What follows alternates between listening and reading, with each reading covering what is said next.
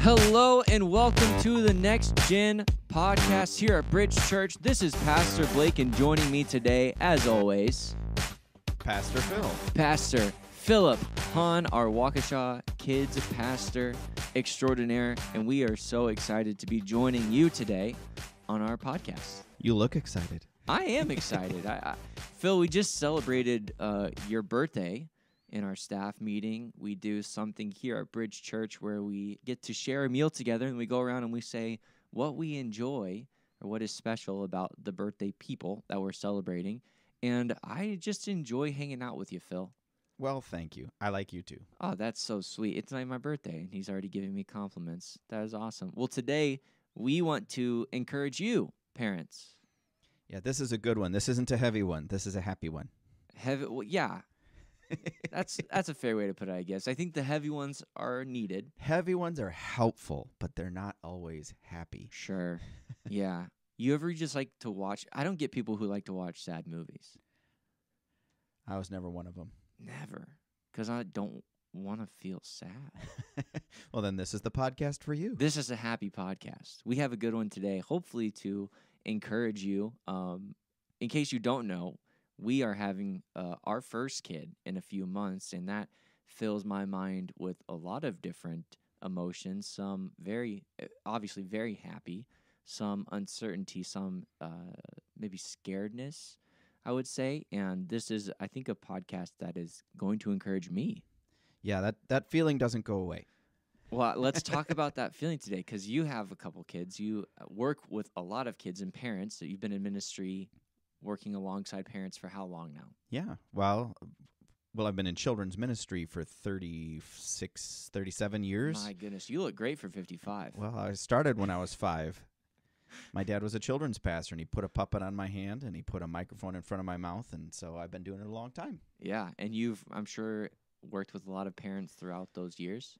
Yeah, and I've also seen a lot of discouraging circumstances, Yeah. a lot of kids with some very difficult, challenges, and Sure. a lot of parents with difficult challenges. And as a parent, I've faced many difficult challenges, both Yeah. with myself as a parent and my kids in my house. And I figured something out that helps me to not go crazy. Well, give us that advice. Give us that thing that you go to when maybe you are starting to feel like, what am I doing? Why do I have these little people that I'm responsible for? What is the thing that makes you feel better? My biggest fear is that I'm going to mess them up. Yeah. And that I don't have the solution to this thing that they're struggling with, or this thing that I'm struggling with, or I've got this flaw that's going to mess them up for the rest of their life. It's sending them down the wrong path. And I finally figured it out. I look at all the people I hang out with. I look at the people in the church. I look at the people who are over 18 years of age. Yeah. And I look at the people who, in all honesty, did not have the best parents, Right. did not have the best upbringing, and they turned out all right. Yeah.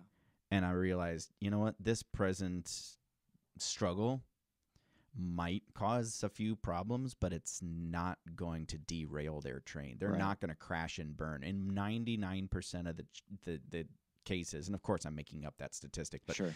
in most of the circumstances, it's like they are going to turn out okay. They're going to get through this. They're going to get out. They won't necessarily end up with perfection, because nobody is, Right. but they're going to walk out the other side as adults and realize, oh, I can cope with this. And Yeah.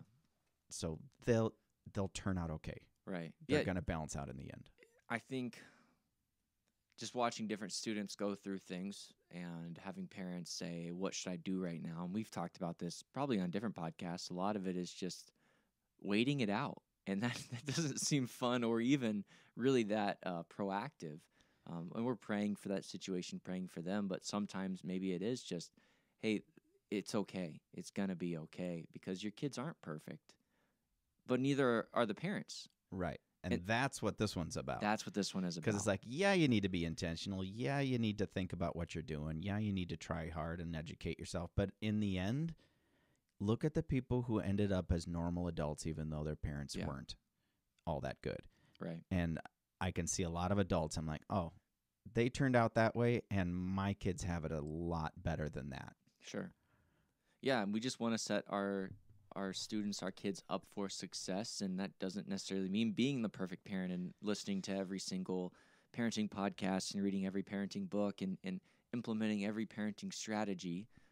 We don't have time for that. Yeah, so if you're scared that you're not going to do it right, or you're scared that you're doing it wrong, or if you're just discouraged that this present struggle is you don't know what to do, Blake, you found a list. Where did you find that list Yes. of encouragements for parents? Yeah, we have a resource that we actually send to our parents a lot in our youth emails. It's called Parent Q, CUE. And it's a website that has just a bunch of resources. They have social media as well that you can follow. And I'm a part of their newsletters that they send out. And this was 5 things for parents today, right now. And we just want to walk through these and just encourage you. Our goal here at Bridge Church in Waukesha and Oconomowoc and online is to help you disciple your students. And so, of course, we're here to do as much as we can on those Sundays and Monday Bible studies and Wednesdays and all the events and activities in between. But really, we want to equip parents to disciple and equip parents and encourage you. And so today, we're just going to read through these 5 things, keep it pretty brief, and then Phil, of course, feel free to, we can bounce back and forth, interject, elaborate on these different things. But number 1 is you are the parent your kid needs. And it says you're a good parent even on your worst days. You're a good parent because you are here. And by that, I mean you're listening to a resource to hopefully help you with your parenting. You're listening to this saying, man, I want to be a better parent to my kids. I want to be more informed, or maybe even just to get a tip or a trick in parenting. And I think that's obviously super commendable to say, hey, a parent that cares enough to try and is just present with your kid is the right parent. Right. Better than an absent parent. For sure. Better than an abusive parent. I know plenty of, people who grew up in the 50s and got the belt from their parents, and it's like, you made a lot of parenting mistakes, and I'm not condemning the belt. I'm just saying that they grew up in a rough environment, and they ended up like, you know what, I appreciate my parents weren't perfect, but they were there, right, and they tried, and that's enough. You are the right parent for the job. Yeah, and I think we would both say the volunteer who comes into either one of our programs and says, I know everything there is to know, we would say, we don't know if we want you to serve with us. And I think that's the same for parenting. If there's a parent that says, I already know how to do everything, I am the parent, follow me, typically the one you might not want to follow. And so if you're here trying unless they've got some like major credentials behind their name. For $15.99, 15 payments, you can follow my example. But you are the parent your kids need. Just being there, being aware, trying your best is good enough. And we just want to encourage you that you are enough today. Number 2. You are learning too. That's good. Yeah. Because it's really important. One of the most important things you can demonstrate to your kids is that you're not perfect. Yeah. You're on the same journey they are on. You're still trying to get closer to Christ. You're still trying to figure life out and parenting out. And it's okay to show them you're learning too. Yeah. Yeah. Have you had any of those moments before with your kids of just oh, yeah. Hey, guys, guess what? I'm not perfect. I remember one time I screwed up so bad I had to apologize to my wife, my son, and my daughter. Really? And it's like I did it the wrong way, and I need to apologize to all 3 of you. And I took each one of them aside and said, I was wrong. That was the wrong way to go with this. And so it's like, apologize to your kids. Yeah. Admit to them when you've done it wrong. And that'll encourage them to own up to their mistakes around you. You can't expect perfection from them because you're not perfect either. And just admitting that you're learning too helps them to be more comfortable. Sure, and I'll even speak to the other side of it of parents. Man, we've talked about, hey, show your kids grace, show them mercy in these moments where they do drop the ball or they mess up. And I think something to remind ourselves is show that same mercy to yourself. Show that same grace to yourself that as much as we want to hold ourselves accountable, and we should, but when we do have those slip-ups where maybe we yell or maybe we do something where we're going, man, that wasn't great, have grace for yourself and accept that forgiveness and move on from it. Number 3, you need all the same things your kids need. And what does this mean? It means we have some rules that we tell our kids: eat good meals, don't eat candy for breakfast, and make sure you get enough sleep, and maintain a good balance of discipline. Read your Bible, go to church. The spiritual things for sure that we bring into it, and we need all these things as well. Yeah, there's that old adage that the previous generation used to say, "Do as I say, not as I do." Yeah. And you can apologize for your shortcomings because you're still learning too, as we just learned. But Right. at the same time, everything that you're trying to give your kids, you need to provide that for yourself too. Right. There's a reason why the airlines say, first put on your mask, then help anybody who's with you. Yeah. Because if you're suffocating, you can't help your kids get their oxygen mask on. Right. And so you need to eat healthy. If you're trying to get your kids to eat their vegetables, eat your vegetables. If you're trying to get your kids to read their Bible or go to church, how about you read your Bible and go to church, you know? So you don't exclude your own growth because you're focused so much on helping your kids grow. It'll actually hurt them. Right. Yeah, that's a good point. Number 4, your best is good enough. And I think that is maybe hard to hear sometimes because of how we feel. And I think there is this maybe thing that lingers in people's, but specifically parents' minds, that, man, I'm just dropping the ball constantly. I'm just not good enough to do this. Why? How do I even go about this thing? I'm the only parent that's struggling with this. And it's what you said at the top of the podcast, that a lot of these feelings don't go away once you have the kid. In fact, they can only become more because of the different challenges that arise and the different things that happen in the life where you're like, no one told me it was going to be like this, or no one told me it was going to be that difficult. I thought they would just listen to everything I said. And I thought that they would always do their homework and brush their teeth and do all these things that we've instructed, and read their Bible and go to church. Like, why don't they want to do these things?